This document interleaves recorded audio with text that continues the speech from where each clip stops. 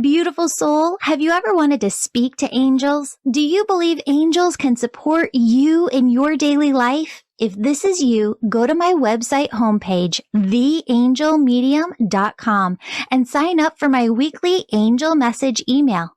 As a gift for signing up, I'm giving you access to free resources, including 31 healing meditations that, if you do daily, are going to help you hear your angels and your own intuition more clearly. Start using these today and you'll see changes in 31 days. Now, take a deep breath.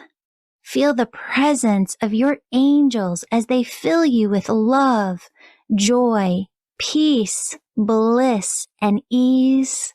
And remember, your angels say the messages that resonate with you in today's episode are meant just for you. Hello, beautiful souls. Welcome back to the Angels and Awakening podcast. I'm your host and author, Julie Jancius. And friends, you are not going to want to miss this conversation today. We're here with Dr. Daniel Lieberman, and I know that you're going to take away aha moment after aha moment after aha moment, because as I've read his books, The Molecule of More and Spellbound, he really is piecing together some very, very interesting things that I don't see anywhere else. So I'm very excited to have this conversation. I know that you're going to have a lot of takeaways. Dr. Lieberman, thank you so much for being here and welcome to the show. Thanks for having me, Julie. It's great to be here. Yeah. And did I read along the way too that you're a Harvard professor? You know, that's a different Daniel Lieberman. Oh. We both used to be at GW, and sometimes I would get his mail. So it's a common confusion. No, that's okay. I wanted to be sure. All right. So I know people don't know me like when they're coming in, and I just want you to have this background. So my dad passed away and we hadn't been talking for a while because of some things going on, but I started hearing from him a month before I heard the news. And Spirit, I'm very in tune with my intuition, as you would probably say. Spirit just comes in with different messages. And at the beginning of the year, they started talking about the connections between dopamine and spirituality. And they were having me on this mission to look for the expert in this. And you are the expert. You wrote the book on dopamine. You wrote the book on spirituality, and Spellbound. In there, I'm so excited to have these conversations. Where I want to start is you talk about in The Molecule of More, dopamine and the H and N chemical. And I'm very much ADD, ADHD, and I'm wondering if there is a connection between dopamine and intuition or dopamine and spirituality. I think there is. You know, when most people think about dopamine, the first thing that comes to mind is the pleasure molecule, right? Dopamine is the molecule of sex and drugs and rock and roll, which is why I wrote the book, because I thought people would be interested in that. But in fact, it's really so much more. Dopamine, from an evolutionary perspective, which is maybe a good place to start, is very much about orienting us to the future, about making the future better, more secure than the present. So when you think about the kinds of things that give us a dopamine hit, a dopamine rush, it's usually things that promise a more secure future, better survival in the future. That could be eating food when we're hungry. It could be having sex. It could be winning some kind of a competition, getting an award or a prize. So dopamine orient us to the future.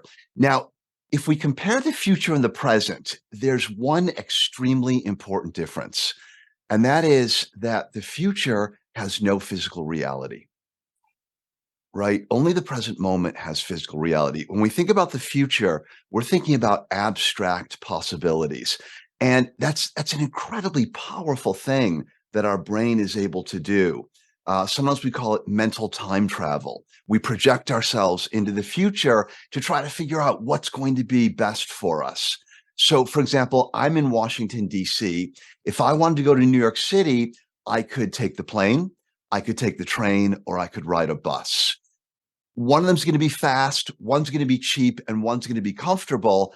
And in order to decide which one I'm going to choose, I'm going to engage in mental time travel. I'm going to put myself in that bus seat or that airplane security line and kind of think, okay, what's going to be best for me for this trip? Now, that sounds pretty simple and straightforward, but when the human brain starts to be able to manage things that don't have a physical existence, it opens up a world of possibilities. So we can start to think about things that will never have a physical existence, like the abstract laws of mathematics and physics and chemistry. And this is what has made the human race so powerful and enabled us to dominate our environment. And it also allows us to think about spirituality, things that do not have a corporeal existence that but have a spiritual existence. So human beings have more dopamine than any other animals, and it seems as if we may be the only creatures that are able to think about these spiritual creatures, entities that don't have a physical existence. That's fascinating. So, when it comes to ADD and ADHD, I've heard people say that they have a lack of dopamine. And so they're constantly looking to bring that dopamine, that joy in, and constantly on this like breadcrumb trail of following the dopamine hits that they want to get. Because as I've been reading your work, it almost seems to me like dopamine is as necessary to our lives as food, water, shelter, clothing.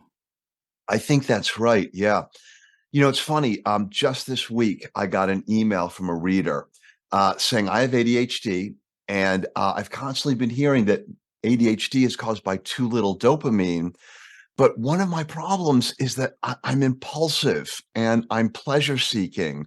And I thought that was a result of too much dopamine. Can you explain to me what's going on? Yes, this is my question. Right. It's very confusing. So here's the thing. Um, there is more than one dopamine pathway in the brain. And although dopamine is always focused on maximizing future resources, these different pathways do it in different ways. So we've got a more primitive pathway, and that one's deep inside the brain. And I call that the desire pathway. Mhm. That's dopamine making us want things. And of course, that's incredibly important.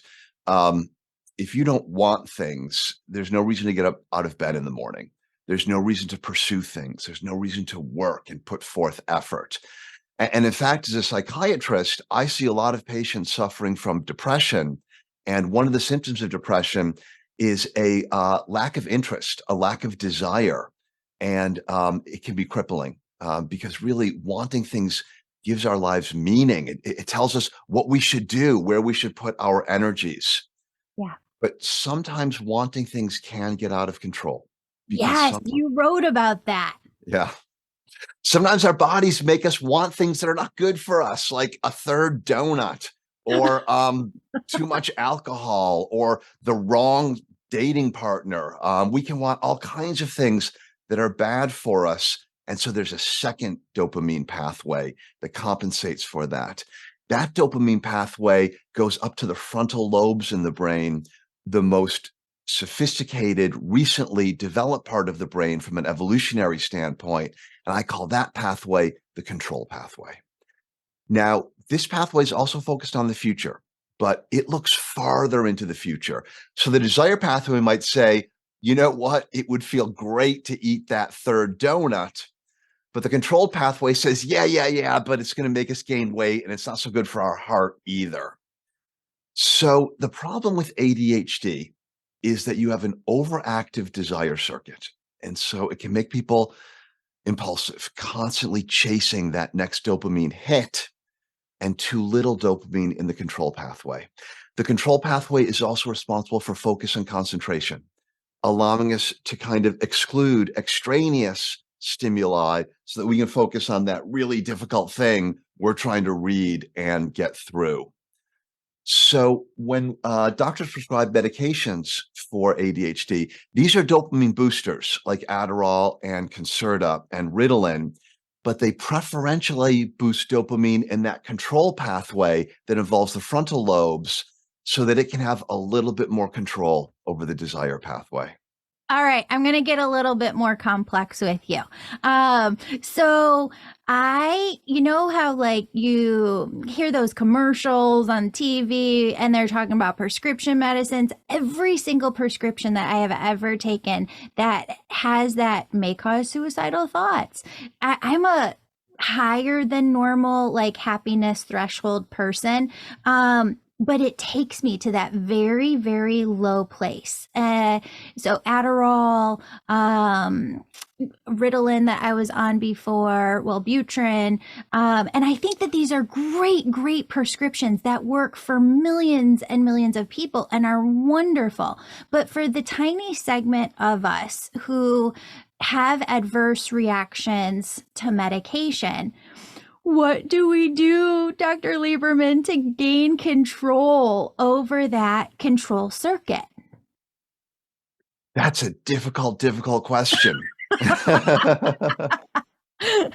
Yeah, these medications work great for the majority of people, Yes. but the brain has been called the most complicated structure in the entire universe, and it's unpredictable. And everybody is a unique individual. Of all the organs in our body, probably the brain is the one that varies the most from individual to individual.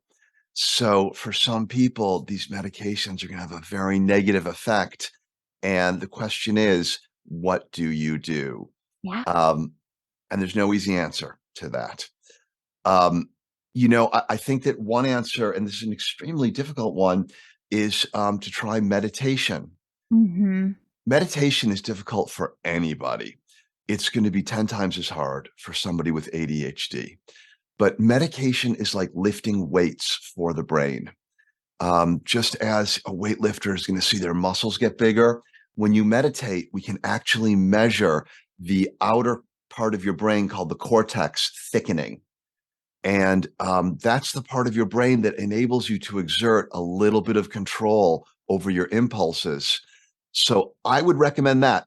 And I would take it easy. If I were just starting to lift weights, I would probably start with like 5-pound barbells, right? I wouldn't get out and try and bench 200 pounds all at once. And so you've got to recognize that meditation is really, really hard for ADHD. And so maybe start out trying to do it for just 2 minutes. Yeah. And just like a weightlifter might add 1 rep every week or every day, just add a little bit at a time. But understand that meditation is about failure, right? Lifting weights is about failure. In fact, weightlifters use that word. They say, I lift to failure. That means they keep lifting until they cannot do 1 more rep, and that leads to the fastest growth of muscles. When you meditate, you need to expect that your mind is going to wander over and over and over again. You gently bring it back to your breathing or something else, and that's what it's all about. Mind wandering failure, bringing it back, strengthening your mind. I think my listeners will absolutely love that because I think that sums me up to a T. And why I've been so involved in spirituality is because not only do I have these gifts, but, with the way that my brain works, it helps so much to make me feel in control of my own life. We call ADHD an illness, and that's true. It does cause a significant amount of disability. It also comes with benefits, though.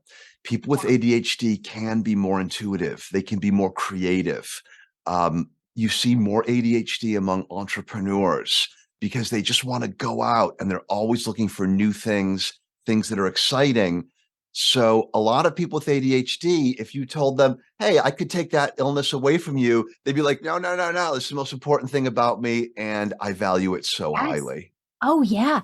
Well, and this is really fascinating too, because I think one of the biggest comments that I get from people is, Julie, I wish I could do what you do and take the risk that you have, but I just have so much fear. And a lot of people with ADHD, they'll say they are higher entrepreneurs because they don't have that fear. So when somebody said to me, you should start a podcast, I was like, okay, well, I'm going to go learn how to do that.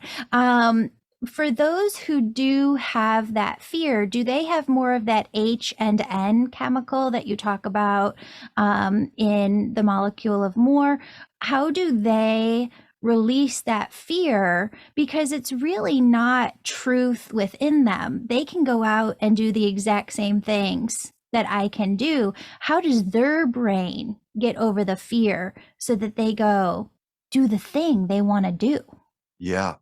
I think in some ways it's actually the mirror of ADHD. People with ADHD, their desire circuit is much stronger than their control circuit. People with fear and anxiety, it's the reverse. Mhm. So remember, the control circuit is looking farther into the future. And anxiety is really about too much of a focus on that far future, constantly making sacrifices for the present. I'm not going to spend this money because tragedy might strike in a month or a year. I'm not going to relax now because I've got to prepare for tomorrow.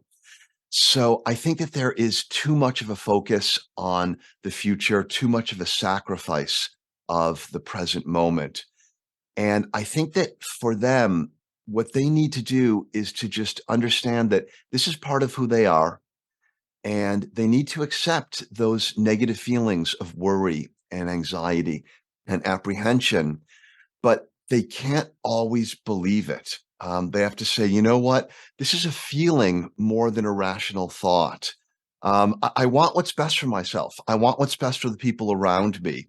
My fears are telling me the direction to that is to constantly sacrifice the present moment in order to secure the future, but that's probably not accurate. I'm going to use my rational cognition to test that.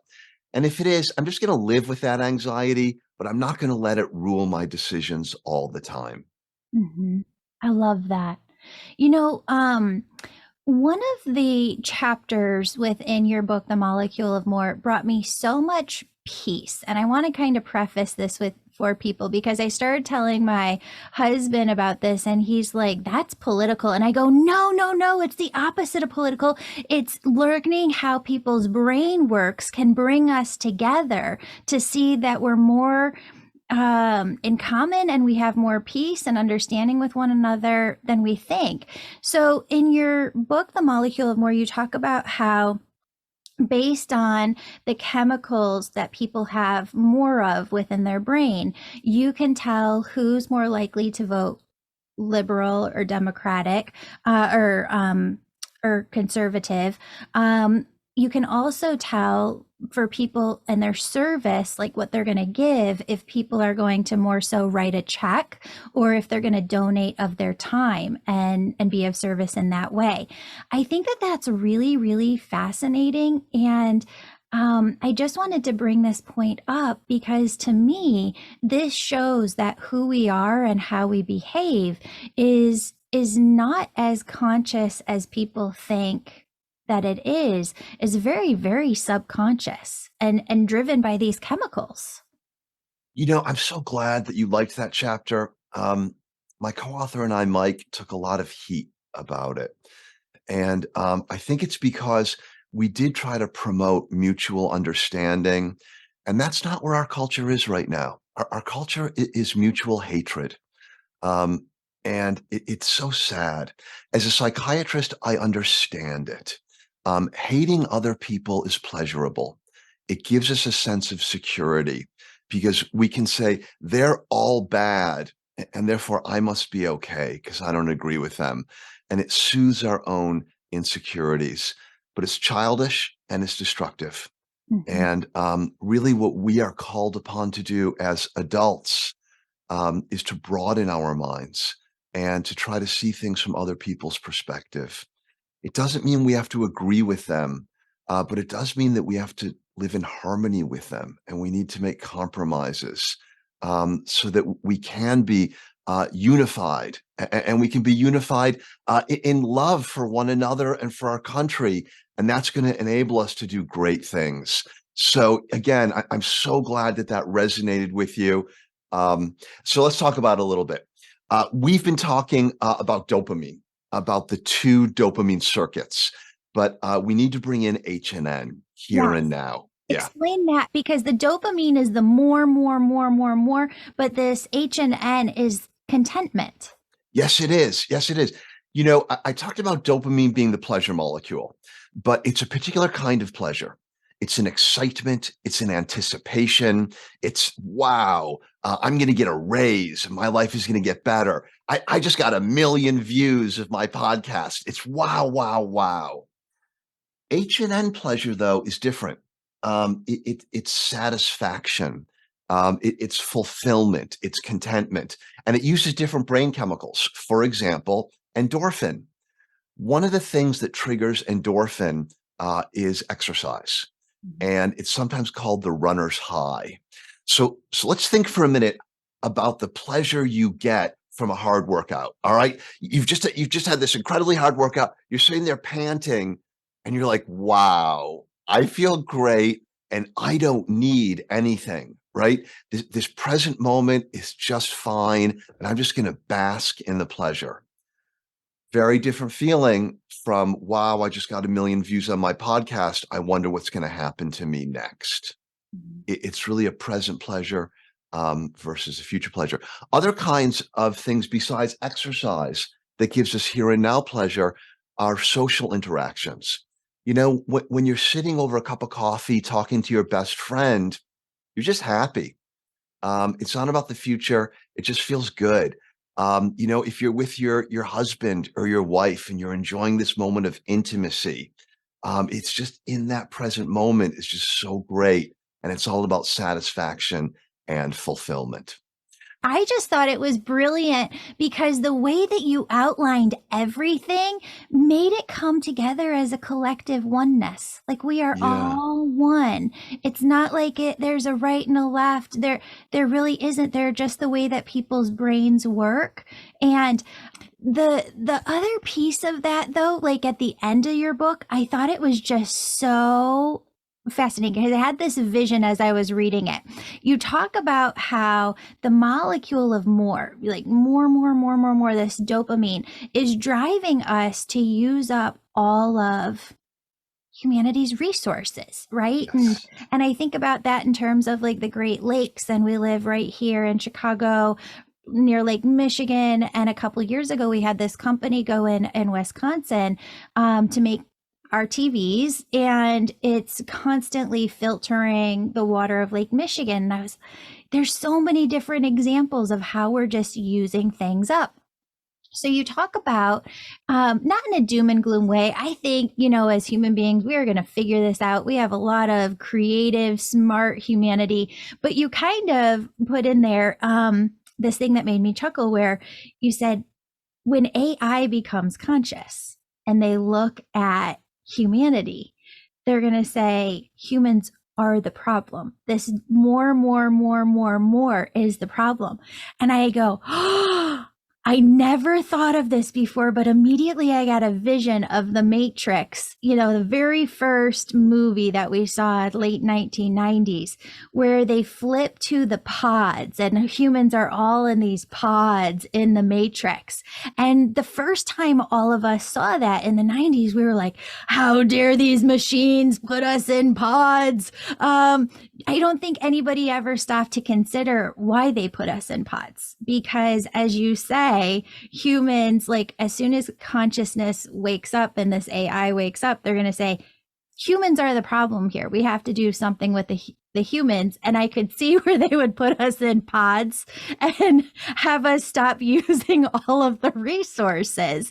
But then you very like gently bring the reader to this point where you're like, what humanity needs, what consciousness needs, and you're right on track here, because other people are saying this. And I don't know if you've ever watched The Office with the actor Dwight, Rainn Wilson. but he's come to this conclusion too. He just wrote Soul Boom, why the world needs spiritual revolution.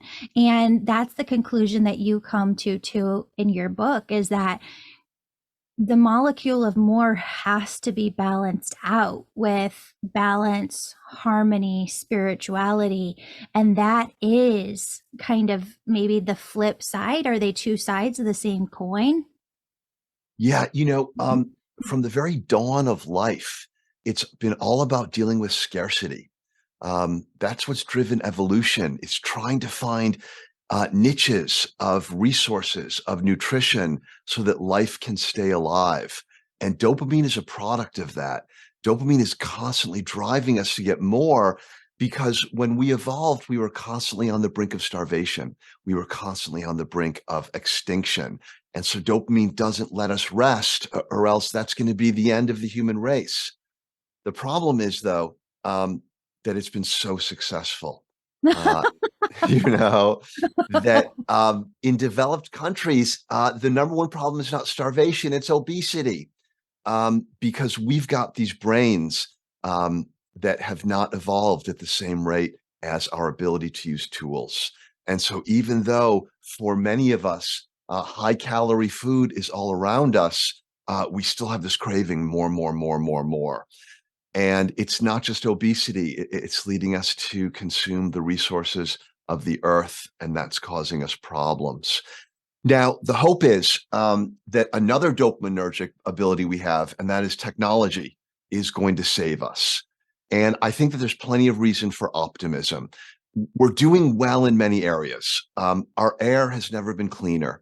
Our water has never been cleaner, in spite of the fact that we still have work to be done. Every year in the United States, more and more land is returned to wilderness because our farming becomes more efficient and we need fewer acres to feed the country. So we're doing really well in terms of everything, basically, except climate change. We're still putting CO2 into the air. We're seeing temperatures rise. I'm confident we're going to figure that one out, though, just like we figured out clean water, clean air, and returning land to wilderness. So, but there's other problems. Another problem is that birth rates are declining very, very rapidly. And we see it, I think, most dramatically in Japan, where we're seeing the population collapsing. They're having, on average, less than one new birth per person, per woman, I'm sorry. So really that's per couple. And so their population is crashing. And it's because there's so many other interesting things to do besides raising children, right? There's education, there's work, there's buying stuff, there's taking vacations. And we see it in so many countries. So dopamine does threaten us. It threatens us in terms of building weapons of mass destruction, like nuclear weapons and chemical weapons. And I think that, as Rainn Wilson points out, our spirituality has not caught up with our technology. Mhm. And we need to evolve spiritually to make sure that we don't destroy ourselves technologically. Yeah. So so that leads into your next book. So you got dopamine on one side of the coin, you got this spirituality, balance, harmony on the other. And I started reading your book Spellbound, and I was really really fascinated because, again, like, I think I was more excited for this interview than any other interview I've had, since we started the podcast, because you're just so brilliant in like the ideas that come across. Your books are definitely must reads. In Spellbound, what really touched me at the beginning is how you talk about stories and how stories have so impacted humanity, because within spirituality there is this deep storytelling and expression of there are angels coming through from the other side and they're here to help you, and you have a guardian angel. And understanding a lot of spirituality is about sharing stories as they relate to how we see things. Um, but you talk about in a very moving way how necessary stories are to humanity. Can you touch on that and why that is? For whatever reason, our brains evolved to understand the world in terms of story.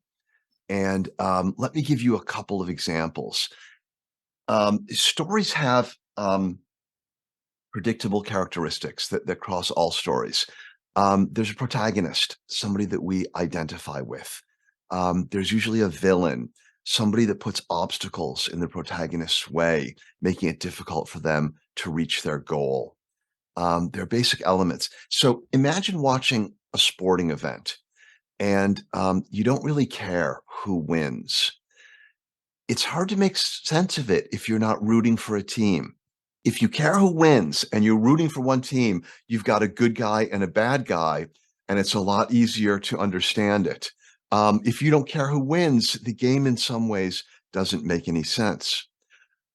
Similarly, imagine going to, let's say, sort of a modern experimental artistic movie in which there are no good guys and there are no bad guys. And we don't have the usual plot points of a traditional story. It's impossible to understand it. And you might come out of that movie, and an hour later, somebody might say, "Hey, tell me what happened in that movie." And you're like, "I don't remember anything." And it's because there was no story.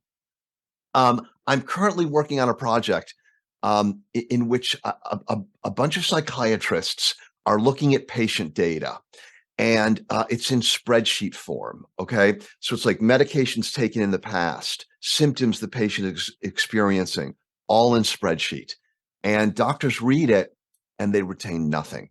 Huh. And so what I'm doing is I'm working with some programmers to extract that data and turn it into a narrative, turn it into a story.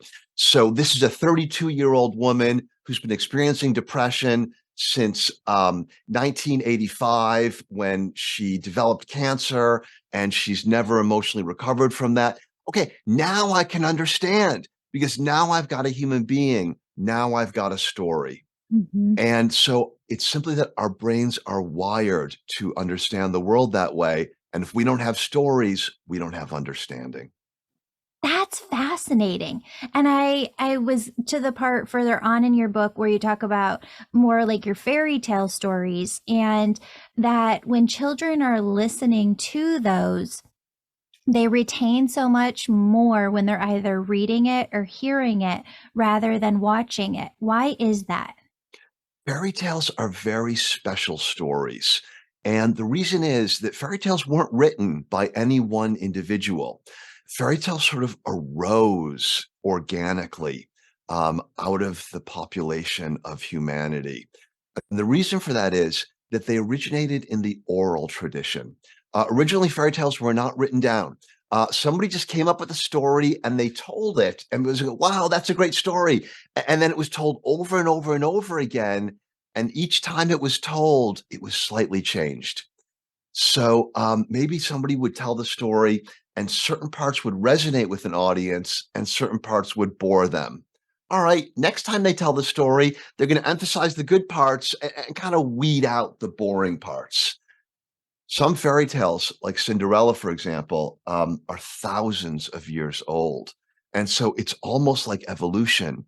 It evolves into being more and more powerful, a more and more accurate reflection of the unconscious mind, the part of the mind that responds emotionally to a powerful story. And so fairy tales are among the most powerful stories because they're among the oldest. And therefore, they've had this opportunity to evolve into this very special, very important idea. I think this is fascinating because even before I was reading your work, what I was getting intuitively from the other side was that this is what the angels say.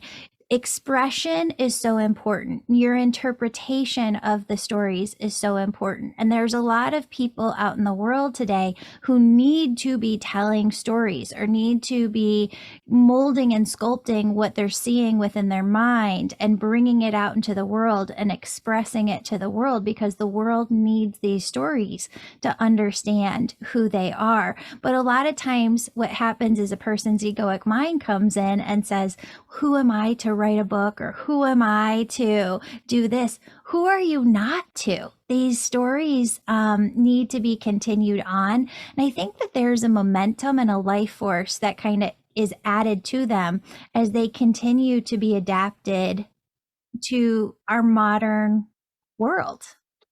I think that is so true. Earlier we spoke about how everybody is an individual. Everybody's brain is different.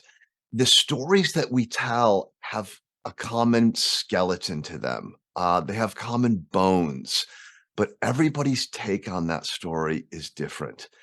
And I think that if you've got a story and you're not writing it down and you're not sharing it, you're depriving humanity of something really, really valuable. You see the world in a way that nobody else does. And I think that one of your jobs in life is to share that perspective, because it's valuable and it will enrich everybody else to be able to get that perspective. Yeah, that's so amazing. Um, Okay, I have a question for you about intuition, because you said a couple of things in Spellbound that are really fascinating. People are happier. Well, this is just kind of satisfaction, but when people are using their intuition, people are happier. You find they have more life satisfaction over the course of their life when they're using their intuition. Why is this? And I've read before that scientists don't know where the intuition comes from, but we know where, dopamine comes from and what it creates, and H and N and what it creates. Do we know what intuition really is and where it comes from? Yes, we do. We've got a very good understanding of it, in fact. Before I get into the explanation, though, I want to talk about models for just a moment. Okay. All right. So I've got a wooden table here in front of me, and I think that we could both agree that it is solid, right? Um, I would agree, you would agree, but a physicist would disagree. A physicist would come in and say, you know what? No, no, no. It's made up of atoms, and atoms are 99% empty space. And so that table in front of you is not solid at all. It's kind of this ghostly haze of subatomic probabilities. And I think we go, fine, you're right. You're right. That's a valid way of looking at it. So the point I want to make is that there are different ways of looking at things, and they're useful in different ways. And there's lots of valid models. So one way you can look at intuition is it's a kind of a spiritual thing. It comes from the soul, which does not have a material existence. Another way of looking at it, though, is that intuition is generated by the brain, by atoms and molecules which make up cells, and the cells have chemical and electrical activity.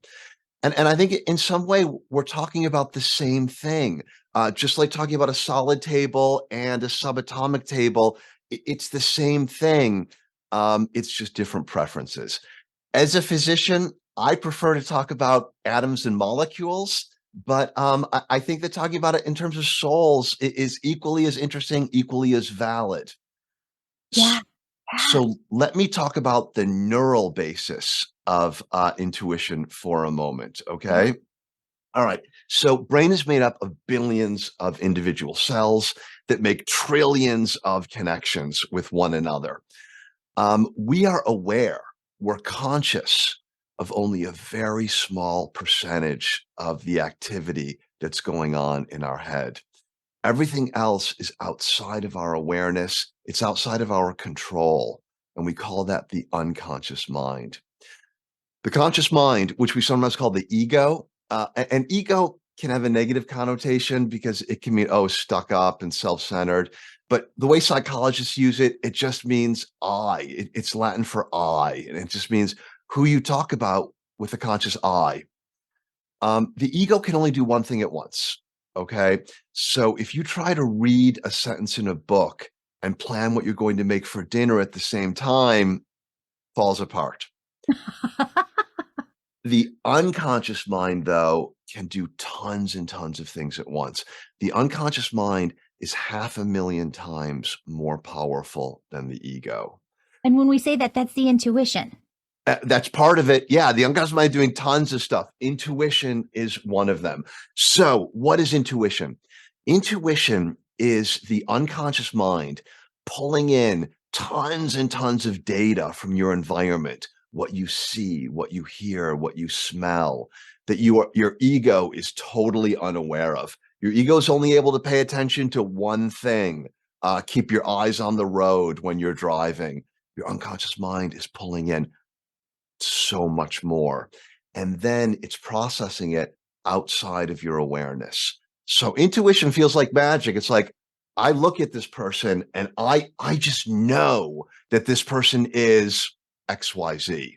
And it comes to me like magic. Well, it's actually this incredibly powerful, 500,000 times more powerful unconscious mind pulling in data that you are unaware of, processing it in ways you think you're incapable of, and handing you these wonderful answers. And it's not just intuition, it's inspiration, where these incredibly valuable ideas seem to come out of nowhere. Yeah. It's insight, where you get that aha moment and everything comes together. This is your unconscious mind furiously working in the background and presenting you with some of the most valuable things. And the reason why it makes us happy is because I think one of the most important things in life is cultivating a good relationship with your unconscious mind. And generally, when you have this contact with it, when the two of you come together, it feels so good. It does. I want to go back to a point that you were making. Is it your soul's voice, your intuition? Is it something that's just happening within the brain? I see it more as both. The brain is like the computer processor that's able to do something to be able to access that intuition and that state of being. Because it does, to me, feel like a different state of being when you're really able to channel and tune in.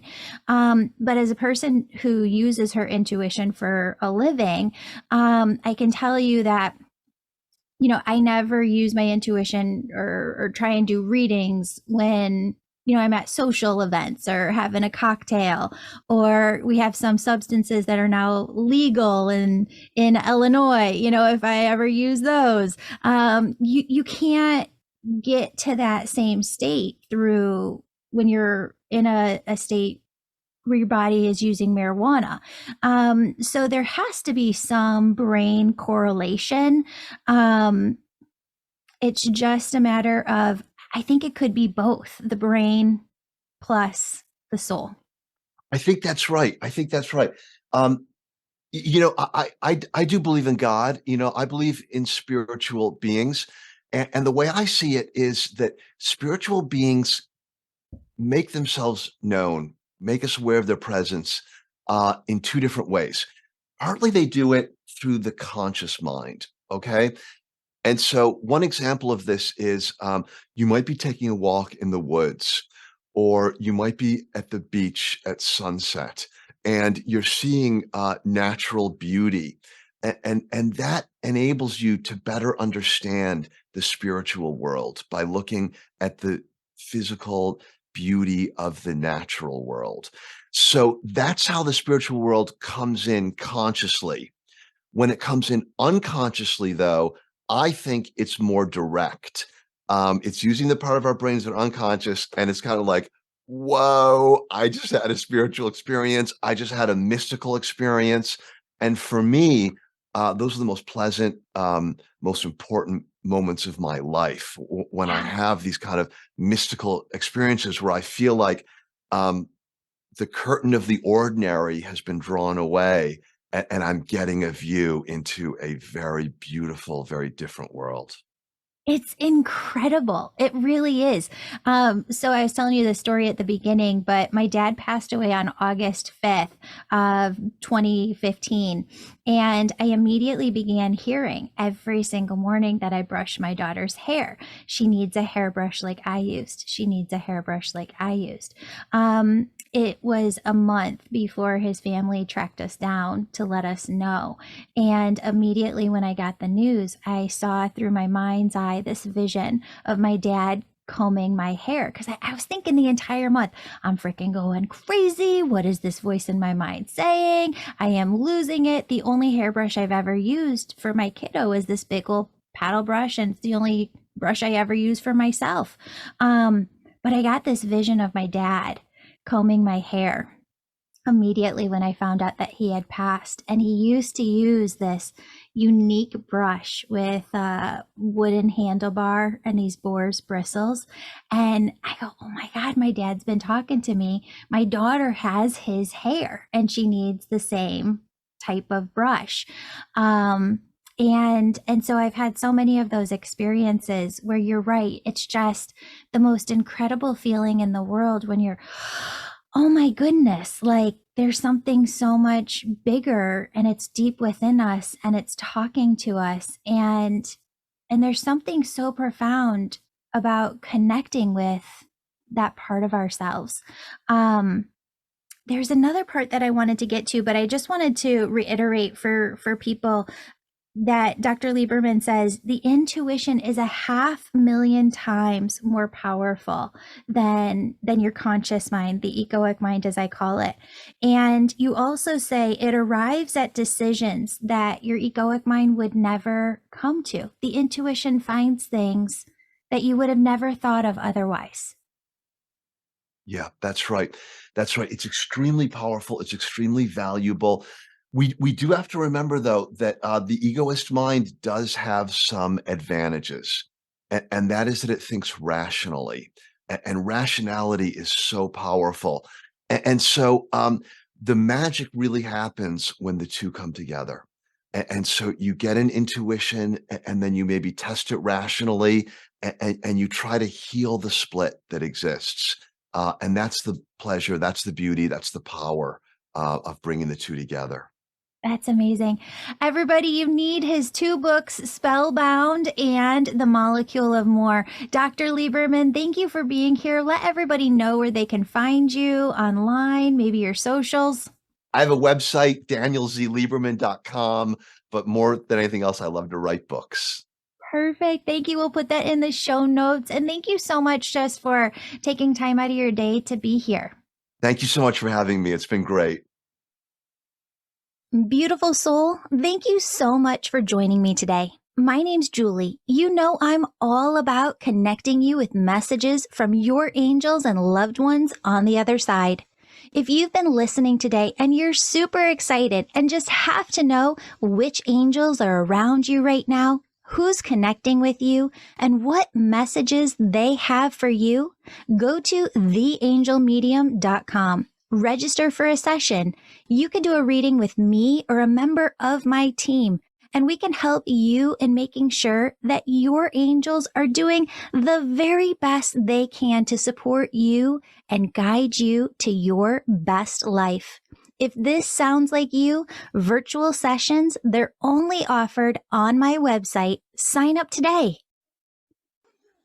And if you're the person who's really excited, you can sign up for my Angel Reiki School to become a certified angel messenger.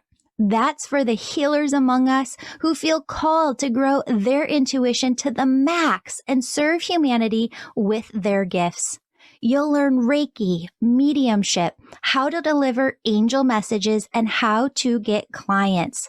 That's the Angel Reiki School at theangelmedium.com, or DM me on Instagram at Angel Podcast with any questions. Before you go, connect with your angels by placing your hands on your heart. Take a deep breath. Imagine a doorway filled with God's unconditional love is right in front of you. Step into that love and feel it as it fills your body, chakras, and auric field. Now ask your angels, what would you have me know today? And open yourself to the positive, loving messages they have just for you.